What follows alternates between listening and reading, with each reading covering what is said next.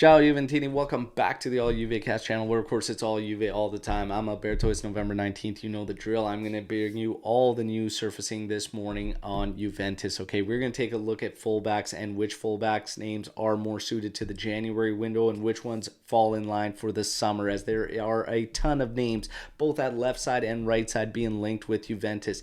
Then we're going to get to SMS and the latest reports coming out about a potential deal that was struck back in August that Juve is trying to reignite right now, as details have surfaced this morning about what went down. Then we're going to tackle that. And then two Juventus players who are at the bottom of the pecking order in their respective positions and should be moved in January according to reports. And then we're going to tackle our first injury during the international break. All right, you didn't think we were going to go through unscathed, did you?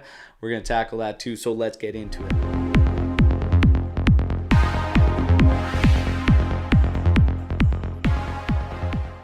All right, Juventini, friendly reminder, you know the drill, like the video and subscribe to the channel, right? Get that done first, and now let's get to the news, okay? So, Juve and fullbacks. It is no surprise Juve needs bolstering at that position. However, there are names that are more suited to January and some more suited to the summer mercado, okay? So, as far as the summer names, you can look at Parisi, Petrazza, and Grimaldo. Those are summer options, all right? Now, as far as January, Odriozola from Real Madrid is a January option, potentially even on a free loan as Real looks to move the player, all right? But reports surfacing out of Juve's camp still say that they are uncertain about that player and not sure, and it's not looking promising, okay?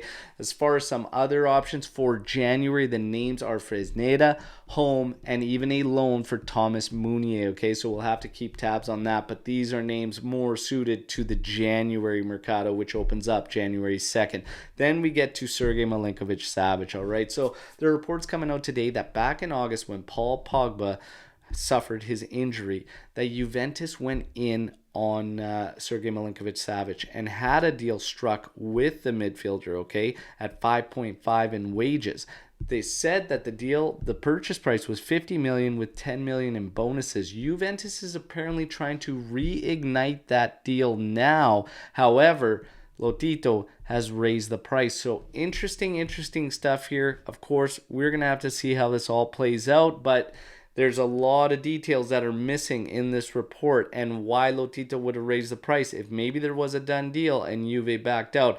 Very interesting stuff, but that's a report, and you know what I do. I just lay it out for you to play it out, all right? Now, let's get to some contract news, and it's Illing Jr. Looks like he's set to receive an offer from Juventus on the extension despite interest out of Germany. So look for that extension to be done in the second half of the season. Illing Jr. staying with Juventus. Now, two players Juve have at the bottom of their pecking orders that could be moved in January. Daniele Rugani is one. However, if Daniele Rugani is moved, they're still going to need an answer, especially if we continue with the three center back system, all right? Now, McKennie is the other one, and McKennie, we have enough coverage to make that move, and he has interest, okay? So the thing with Rugani is there's always been little interest there, okay? And when you look in terms of finding coverage anyways, I don't see him leaving in January. McKennie, however,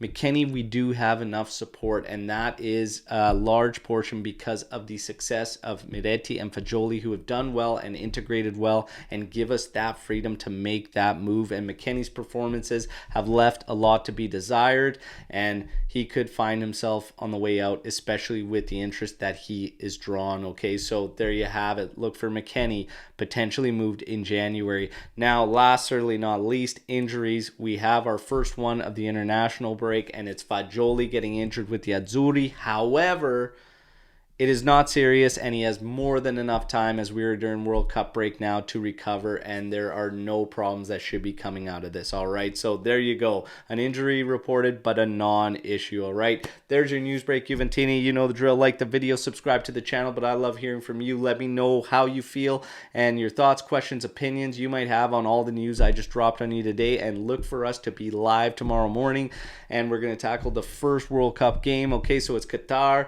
versus Ecuador. Therefore, what does that really mean for us? Because the nations might not excite us. It means that we have Anthony versus Joe Cappuccino in the first match of our World Cup Ride or Die Challenge here at the AJC. So we're going to have fun with that tomorrow on the live. And of course, tackle the week in news surrounding Juventus. We hope to see you all there, all right? Fino alla fine, forza Juve, ciao tutti.